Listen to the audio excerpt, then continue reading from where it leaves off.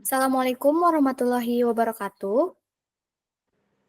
Let me introduce our group member. My name is Giselia Fatima Nurhaliza and my friend is Elita Febrianti. Today we would like to present the material about marketing for the subject English for Office Administration. Let's just start with the first material. Definition. Marketing is a series of interrelated and organized activities carried out by companies to create, communicate, deliver, and exchange offers of value of customers, clients, partners, and society at large. The goal is to build mutually beneficial relationships between the organization and its customers. Jadi secara sederhana, marketing adalah proses mengenali kebutuhan dan keinginan manusia atau kelompok, kemudian menciptakan produk atau layanan yang dapat memenuhinya, dan memastikan produk atau layanan tersebut tersedia dan dikomunikasikan kepada target pasar yang tepat. Tujuannya adalah untuk membangun hubungan yang saling menguntungkan antara organisasi atau perusahaan dengan pelanggannya. Next material, basic marketing concepts, customer centricity. First, understanding customer needs and wants. Teori marketing ini menekankan pentingnya riset pasar untuk mengidentifikasi apa yang sebenarnya dibutuhkan dan diinginkan oleh target konsumen. Ini menjadi landasan pengembangan produk atau layanan dan strategi komunikasi. Biasanya, konsep ini menggunakan metode riset pasar seperti survei, wawancara, ataupun analisis data. Second is building long-term relationships. Marketing modern tidak hanya tentang transaksi sesaat, tetapi juga tentang membangun loyalitas pelanggan melalui pengalaman positif dan hubungan yang berkelanjutan. Third is provide superior value. Perusahaan harus mampu menawarkan produk atau layanan yang memberikan nilai lebih dari pelanggan dibandingkan dengan pesaing. Nilai ini bisa berupa kualitas, harga, kemudahan, atau manfaat lainnya. Pelanggan akan memilih produk atau layanan yang mereka persepsikan memberikan nilai tertinggi dibandingkan dengan alternatif yang ada. Fourth is customer satisfaction as a priority. Teori marketing ini mengakui bahwa pelanggan yang puas cenderung melakukan pembelian berulang dan merekomendasikan produk atau layanan kepada orang lain. Jadi, dengan mengukur dan meningkatkan kepuasan pelanggan adalah kunci keberhasilan jangka panjang. Next material, understanding the market and environment. First, market analysis. Understanding market size, growth, trends, segmentation, and potential target markets.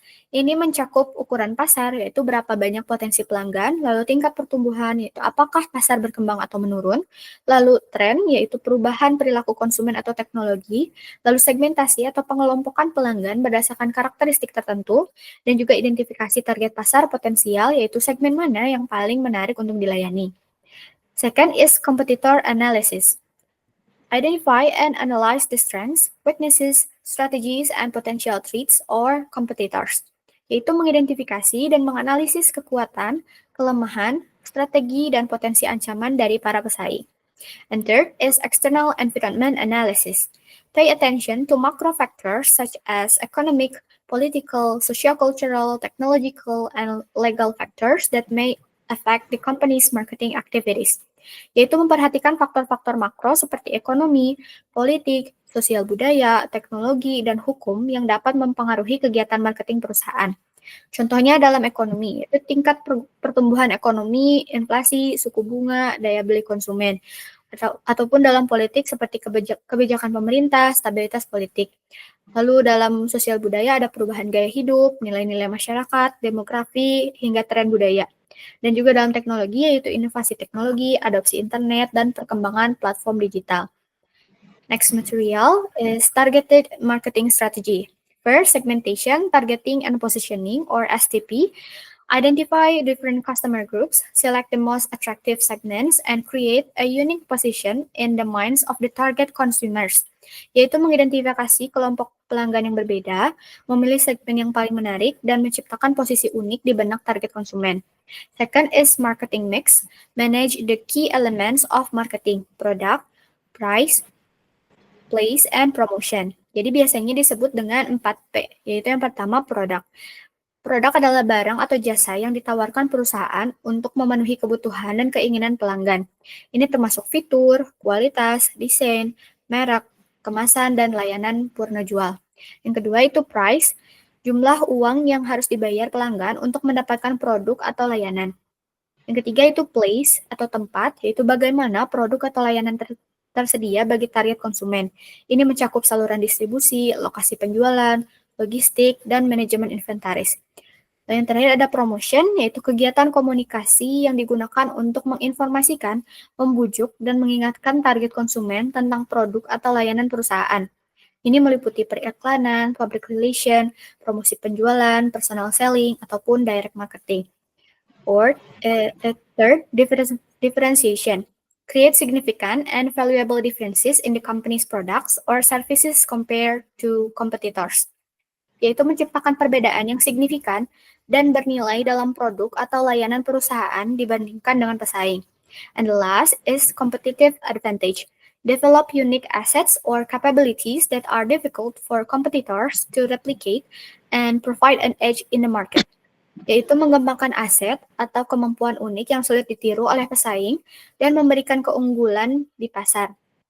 Keunggulan ini memungkinkan perusahaan untuk menjadi lebih banyak pelanggan, menetapkan harga yang lebih tinggi, atau mencapai profitabilitas yang lebih baik. I think that's enough for me. The next material will be given by Elita. Okay, thank you to Giselia. Now I will explain about effective communication. Yang pertama di sini ada clear and relevant messaging. Communicating the value of products or services to the target market in engaging and easily understandable way. Presenting the value of a product or service in the way that the target audience can easily understand and relate. The message should be simple, focused, and directly connected to the audience needs and interests. By using the right tone, language, and style, the message become more engaging and effective in attracting attentions and driving actions. Yang kedua ada choose the right communications channels, utilizing various channels that are most effective in reaching the target audience. Using the most effective platforms like social media, advertising, or PR to research the target audience. The key is to choose channels where the audience is most effective and likely to engage. Third is building brand image, creating a positive and consistent perceptions of the company brand in the mind of consumers. Creating a strong, positive, and consistent impressions of the brand in the mind of customers. A good brand image builds trust and loyalty. Next slide. Performance measures and evaluations. For the first, setting measurable marketing goals. Establishing specific, measurable, achievable, relevant, and time-bound target. These goals provide clear directions, help track progress, and ensure resources are focused on the most impactful activities. Selanjutnya using metric and K. Performance indicator, tracking and analyzing data to measure the effectiveness of marketing campaign and achievement of goals. And the last, evaluating the adjusting strategies, regularly reviewing marketing performance and making necessary strategies adjustment to achieve better results. Next material, adaptations and environment. For the first, keeping up with market trends. Monitoring change in customer behavior, technological development, and industry trends to stay relevant. This involves tracking trends to ensure the company stays relevant and competitive. Secondly is product and service innovations. Consistently developing new products and services or improving existing ones to meet the evolving needs to the market. And for the last, flexibility and responsiveness, being able to quickly adapt to change in the business environment and competitions. Consistently creating new product or improving existing ones to meet the changing demands and preferences of the market. Next slide. The use of SWOT analysis in marketing. For the first, strength, internal advantage the company has over its competitors. These are internal advantage that give the company an edge over competitors, such as strong branding, skilled employees, or advanced technology. Secondly, weakness, internal limitation of the company. There are internal limitations that may hinder the company's performance, like lack of resource, weak branding, or outdated system. Third is opportunities, external factor that can benefit the company if leveraged properly. These are external factors that the company can take advantage, such as market trends, technological advantage, or change in consumer behavior. And the last, threats, external factors that could harm the company. These are external factors that could negatively impact the company, such as an economic downturns, increasing competitions, or change in regulations. Next slide.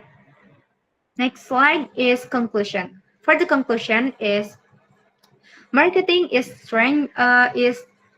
strategic foundations for companies, providing the essentials framework for understanding customers and their needs. This design and communicating, completing value, establishing solid and profitable customer relationship, formulating and implementing effective and measurable strategies to achieve business goals, and adapting to market dynamic to remain competitive, which ultimately lead to increased change of success, sustainable growth, and long-term profitability of the company. Demikian presentasi dari kami. Mohon maaf apabila terdapat banyak kekurangan. Thank for attention and time. Wassalamualaikum warahmatullahi wabarakatuh.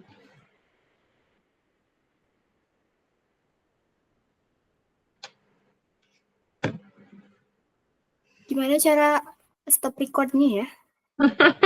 Ini.